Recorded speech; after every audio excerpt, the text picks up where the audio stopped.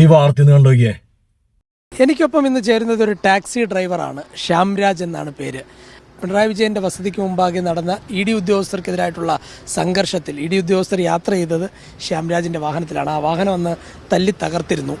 ആ വാഹനം പൂർണ്ണമായി നശിച്ചപ്പോഴാണ് ശ്യാംരാജ് ആരാണെന്ന് പാർട്ടിക്കാരും അറിയുന്നത്. ശ്യാംരാജ് അരിസ്റ്റോ ജംഗ്ഷനിൽ തന്നെയുള്ള ടാക്സി സ്റ്റാൻഡിലെ CITUവിൻ്റെ യൂണിയൻ്റെ പ്രസിഡൻറ്റും കൂടിയാണ്. ഈ വണ്ടി എന്തായി? വണ്ടി ഷോറൂമിൽ പണി ചെയ്ത് കിടക്കുക. അപ്പോൾ ഇറക്കാൻ പൈസ ഇല്ല. എത്ര രൂപയാണ് പറയുന്നത്? 189 ആയിരുന്ന ഷോറൂമിൽ നിന്ന് പറയുന്നത്.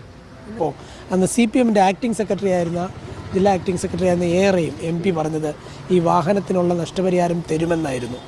പിന്നീട് എന്തെങ്കിലും ബന്ധപ്പെട്ടോ? ഇല്ല, പാർട്ടി ഞാൻ ഇവിടെ CITUവിൻ്റെ പ്രസിഡന്റ് ആയിരുന്നു.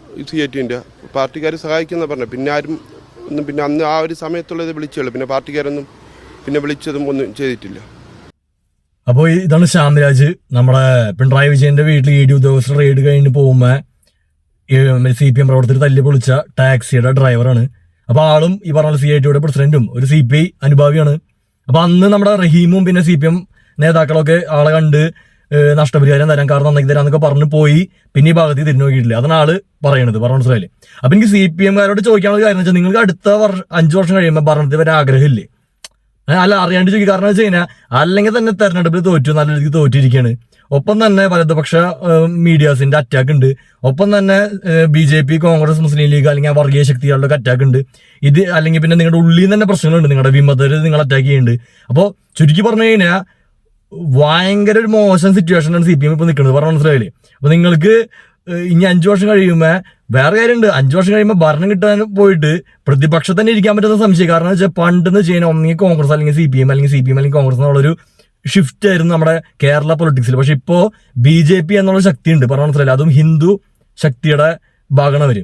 അപ്പൊ CPM എന്ന് പറയുന്നത് ഏറ്റവും വലിയ ഹിന്ദു പാർട്ടിയാണ് കേരളത്തിൽ. പറഞ്ഞ മനസ്സിലായില്ല? അപ്പൊ നിങ്ങള് നൈസായിട്ട് ഈ പറഞ്ഞ പോലെ ശരിക്കും കാര്യങ്ങൾ ചെയ്യാണ്ട് പോയി നിങ്ങൾ നൈസായിട്ട് ഒതുങ്ങും. നിങ്ങൾ തകരില്ല. അതായത് CPM കേരളത്തിൽ നിന്ന് പൂർണ്ണമായിട്ട് ഇല്ലാണ്ടാവില്ല. അത് പല വലതുപക്ഷ മാധ്യമങ്ങൾ പറഞ്ഞ പോലെ CPM തകർന്നില്ലാണ്ടാവും എന്ന് പറയാൻ പറ്റില്ല. അങ്ങനെ ആവില്ല, 100% ഉറപ്പുള്ള കാര്യമാണ്. പക്ഷെ നിങ്ങൾ ഒരു ഘടകകക്ഷി അല്ലെങ്കിൽ ഒരു 5 അല്ലെങ്കിൽ 10 സീറ്റിൽ ഒതുങ്ങണ ഒരു പാർട്ടിയെ ഒതുങ്ങും, കുറയും, ചുരുങ്ങും. ഇപ്പൊ CPI അല്ലെങ്കിൽ മുസ്ലിം ലീഗൊക്കെ ഇപ്പോൾ കൂടുതൽ വോട്ടുണ്ട്. കാരണം മുസ്ലിംസിന് അത്ര ഷെയർ ഉള്ളതുകൊണ്ട്. അല്ലെങ്കിൽ അങ്ങനത്തെ ഒരു ഘടകകക്ഷി പോലെ മാറാൻ ചാൻസ് വളരെ അധികം ഉണ്ട്. പറഞ്ഞ നിങ്ങളുടെ ആ ഒരു ഗ്യാപ്പിലേക്ക് പണ്ടില്ലാത്ത പോലെ ഇപ്പൊ ഒരു ശക്തിയുണ്ട്. അതാണ് BJP. അത് നിങ്ങൾ മനസ്സിലാക്കണം. കാരണം പണ്ട് നിങ്ങൾക്ക് അല്ലെങ്കിൽ നിങ്ങൾക്കായാലും കോൺഗ്രസ്സുകാർക്കായാലും നിങ്ങൾ കുറച്ച് മണ്ടത്തരം കാണിച്ചാലും ഒരു 5 വർഷം അല്ലെങ്കിൽ 10 വർഷം കഴിയുമ്പോൾ നിങ്ങൾക്ക് ഭരണം കിട്ടും. അങ്ങനത്തെ ഒരു സൈക്കിളായിരുന്നു, ഒരു ലൂപ്പായിരുന്നു. പറഞ്ഞ മനസ്സിലായി? ഇപ്പൊ ആ ലൂപ്പ് ബ്രേക്കായി. ആ ലൂപ്പിലേക്ക് BJP എന്ന് പറഞ്ഞ ശക്തി വന്നു. പറഞ്ഞ മനസ്സിലായില്ലേ? ആ BJP എന്ന് പറഞ്ഞ ശക്തി വരുമ്പോൾ ഈ കോൺഗ്രസിനൊക്കെ കൂടുതൽ അടിയാവാൻ പോകുന്നത് ഏറ്റവും വലിയ ഹിന്ദു പാർട്ടിയായിട്ടുള്ള CPMനാണ്. പറഞ്ഞ മനസ്സിലായ?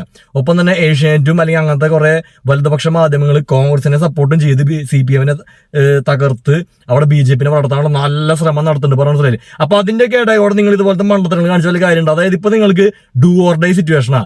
ആ ഒരു കംഫർട്ട് സോണിലല്ല നിങ്ങൾ ഇരിക്കണേ. നിങ്ങൾ ശ്രദ്ധിച്ച് കാര്യങ്ങൾ ചെയ്യുന്നത്. അത് ഓരോ ചെറിയ മൈന്യൂട്ട് കാര്യങ്ങൾ. ഇപ്പൊ അന്ന് ഈ CPM പ്രവർത്തകർ EDയുടെ മറ്റേത് ആക്രമിച്ചപ്പോൾ നിങ്ങൾ അവരെ പ്രൊട്ടക്ട് ചെയ്തു. അത് നല്ല കാര്യം. കാരണം ഓഫ് കോഴ്സ് ആക്രമണം നമ്മൾ അംഗീകരിക്കില്ല. പക്ഷെ അത് നിങ്ങൾക്ക് രാഷ്ട്രീയമായിട്ട് ഉപകാരപ്പെടും. അത് മാത്രമല്ല, ED എന്ന് പറയുന്നത് എല്ലാവർക്കും അറിയാലോ, BJPയുടെ ഒരു വേട്ടപ്പെട്ടിയാണെന്ന് എല്ലാവർക്കും അറിയാം. അത് ഇപ്പൊ നമ്മുടെ കൺമുമ്പിലുള്ള എല്ലാ തെളിവുകളും വെച്ചിട്ടോ. ഒപ്പം തന്നെ നമ്മുടെ ഇന്ത്യയുടെ പ്രതിപക്ഷ നേതാവായിട്ടുള്ള രാഹുൽ ഗാന്ധി അത് പറഞ്ഞിട്ടുണ്ട്. പറഞ്ഞു മനസ്സിലായില്ല? പക്ഷെ കേരളത്തിൽ വരുമ്പോൾ രാഹുൽ ഗാന്ധിക്ക് ഡുവൽ സ്റ്റാൻഡേർഡ്സ് ആണ്, എല്ലാവർക്കും അറിയാം. അപ്പൊ നിങ്ങൾ ശ്രദ്ധിക്കേണ്ടത് വെച്ച് കഴിഞ്ഞാൽ അന്ന് നിങ്ങൾ CPM പ്രവർത്തകരെ പ്രൊട്ടക്ട് ചെയ്തു. റഹീം ജയിലിൽ പോയിട്ട് ഈ ആക്രമണം ചെയ്ത ആൾക്കാർ പോയി കണ്ടു. അപ്പൊ അതൊക്കെ ഒരു നെഗറ്റീവ് മെസ്സേജ്. പാർട്ടിക്കുള്ളൊരു നല്ല മെസ്സേജ് ഉണ്ടെങ്കിലും പൊതുജനത്തിന് നെഗറ്റീവ് മെസ്സേജാ, മനസ്സിലാക്കുക. ഒപ്പം തന്നെ നിങ്ങൾ അവരെ പ്രൊട്ടക്ട് ചെയ്ത പോലെ തന്നെ ഈ ഒരു വ്യക്തിനും കൂടി നിങ്ങൾ ശ്രദ്ധിക്കേണ്ടതായിരുന്നു. ഇങ്ങനെ മനോരമയ്ക്ക് മുമ്പിൽ വന്ന് നിന്ന് ഇങ്ങനത്തെ ഒരു കാര്യം ഇങ്ങനെ പറയുന്നതിന് മുമ്പ് നിങ്ങൾ ഒതുക്കി തീർക്കണം. അതായത് നിസ്സാര പൈസയുടെ കാര്യമുള്ള ഒരു 2 ലക്ഷത്തിന് താഴെ കാര്യം കഴിയും. നിങ്ങളിൽ എത്ര പൈസ ഉണ്ട്? പറഞ്ഞ മനസ്സിലായില്ല? ആ കാര്യം ഒതുക്കി തീർത്ത് കഴിഞ്ഞാൽ അല്ലാണ്ട് നിങ്ങൾ എന്തോരം തോർത്തടിക്കേണ്ട ഒരു കാര്യമില്ലാത്ത കാര്യത്തിന്, മറ്റേ PR-നും മറ്റേതിനൊക്കെ. ആ ഒരു 2 ലക്ഷം കൊടുത്തു കഴിഞ്ഞാൽ നിങ്ങൾക്ക് ഈ ഒരു കാര്യം, ഇത് PR-ആണ്, അത് ആ കാര്യം ഒതുങ്ങി തീരും. ഒരു നെഗറ്റീവ് ഇമേജ് വരില്ല. ഞാൻ പറഞ്ഞ മനസ്സിലായി? ഇതിപ്പോ നിങ്ങളുടെ പാർട്ടിയുടെ ഉള്ളിലും പാർട്ടിക്കാർക്കും വിഷമം, അല്ലെങ്കിൽ വിഷമല്ല, പാർട്ടിക്കാർക്കും ഒരു പറഞ്ഞ പോലെ എന്താ പറയാ പാർട്ടി തിരിഞ്ഞോക്കില്ല എന്നുള്ളൊരു ചിന്ത വരും. ഒപ്പം തന്നെ വലതുപക്ഷം മീഡിയാസ് ഇത് കുത്തിപ്പൊക്കും ചെയ്യും. അപ്പൊ നിങ്ങൾക്ക് തന്നെയാണ് മോശം പറഞ്ഞ മനസ്സിലായില്ല. ഈ വക ചെറിയ കാര്യങ്ങൾ വരെ ശ്രദ്ധിച്ച് പോയില്ലെങ്കിൽ 5 വർഷം കഴിയുമ്പോൾ നിങ്ങൾ ഈ പറഞ്ഞ പോലെ CPI പോലത്തെ ഘടകകക്ഷിയെ ചുരുങ്ങാനുള്ള ചാൻസ്. അപ്പൊ ശ്രദ്ധിച്ചാൽ ദുഃഖിക്കണ്ട, പറഞ്ഞ മനസ്സിലായില്ലേ. ഒപ്പം തന്നെ ഈ വ്യാജ പ്രചരണങ്ങൾ, നിങ്ങൾക്കതിന് നല്ല രീതിക്ക് വ്യാജ പ്രചരണങ്ങളുണ്ട്. ഒപ്പം തന്നെ പലതര മിസ്ലീഡിംഗ് ആയിട്ടുള്ള കാര്യങ്ങൾ ഒരുപാട് പേര് ഇപ്പൊ മറുനാടൻ മലയാളികൾക്ക് എല്ലാവരും പടച്ചു വിടുമ്പോ നിങ്ങളുടെ ഭാഗത്തുനിന്ന് ഒരു മിസ്റ്റേക്ക് പോലെ വരാതിരിക്കാൻ നിങ്ങൾ ശ്രദ്ധിച്ചില്ലെങ്കിൽ ഒരു കാര്യമില്ല.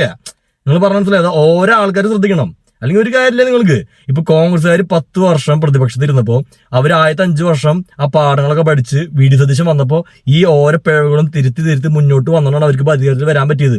BJP എന്ന ഘടകത്തിന്റെ സപ്പോർട്ടുണ്ട്, അതില്ല എന്നല്ല. അല്ലെങ്കിൽ വലതുപക്ഷ മീഡിയാസ്, ബേഷ്യേറ്റ് പോലത്തെ മീഡിയാസിന്റെ സപ്പോർട്ട് ഉണ്ട്, ഇല്ല എന്നല്ല. പക്ഷെ അവർ നന്നായി കഠിന പ്രവർത്തനം ഓരോ മൈന്യൂട്ട് കാര്യങ്ങളും VD സതീശൻ ശ്രദ്ധിച്ച്, അല്ലെങ്കിൽ അവരെ പാർട്ടിക്കാര് അവർ തമ്മിൽ പ്രശ്നങ്ങളുണ്ട് ഓഫ് കോഴ്സ്, പക്ഷെ അവർ ശ്രദ്ധിച്ച് ചെയ്തുകൊണ്ട് മാത്രം അവർക്ക് അധികാരത്തിൽ വരാൻ പറ്റിയത്. പറഞ്ഞ മനസ്സിലായ അത് ഈ പൊളിറ്റിക്സ് എന്ന് പറഞ്ഞ ഒരു ഗെയിമാണ്.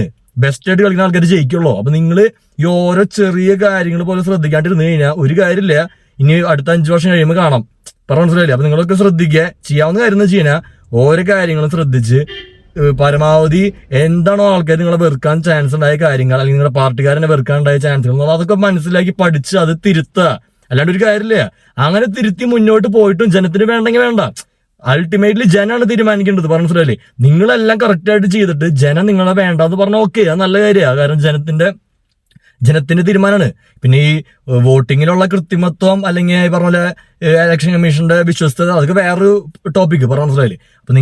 അപ്പൊ തന്നെ ഈ റഹീം എന്നിട്ട് ചെയ്ത അന്ന് ഈ പറഞ്ഞ പോലെ ഈ ശ്യാംരാജിനെ വന്ന് കണ്ട് വാഗ്ദാനം കാർ ശരിയാക്കി കൊടുക്കാന്നൊക്കെ പറഞ്ഞിട്ട് ഇപ്പൊ ആളെവിടെയാ മറ്റേ ഡൽഹിയിൽ CJPയുടെ ഇതിന് പോയി നിൽക്കുന്നത്. നിങ്ങൾ കാര്യം മനസ്സിലാക്കുക, ഈ CJPയുടെ പ്രതിഷേധത്തിന് നിങ്ങൾ പോയോണ്ട് കേരള CPM ഒരു ഗുണമില്ല. നിങ്ങൾ ആദ്യം മനസ്സിലാക്കണം അത്. കാരണം ഈ CJP തന്നെ ഒരു ആൾക്കാർക്ക് വല്ലാത്ത പാർട്ടിയാ. അതൊരു കാര്യമില്ല, അത് തട്ടിക്കൂട്ടാന്ന് എല്ലാവർക്കും അറിയാം. പറഞ്ഞ മനസ്സിലായില്ലേ. അപ്പൊ നിങ്ങൾ അവിടെ ഈ റഹീം അവിടെ പോയി തല കാണിക്കുകയാണെങ്കിൽ നല്ലത് ഈ ശ്യാംരാജിന്റെ ഇഷ്യൂ സോൾവ് ചെയ്തിരുന്നെങ്കിൽ നിങ്ങൾക്ക് കേരള CPM ഗുണമായേനെ. പറഞ്ഞ മനസ്സിലായ. അപ്പൊ ശ്രദ്ധിച്ച് കാര്യങ്ങൾ ചെയ്തില്ലെങ്കിൽ നിങ്ങൾ ഈ കേരളത്തിൽ തന്നെ ഈ പറഞ്ഞ പോലെ ചുരുങ്ങി ഇല്ലാണ്ടാവും. പറഞ്ഞ മനസ്സിലായ. ശ്രദ്ധിക്കുക.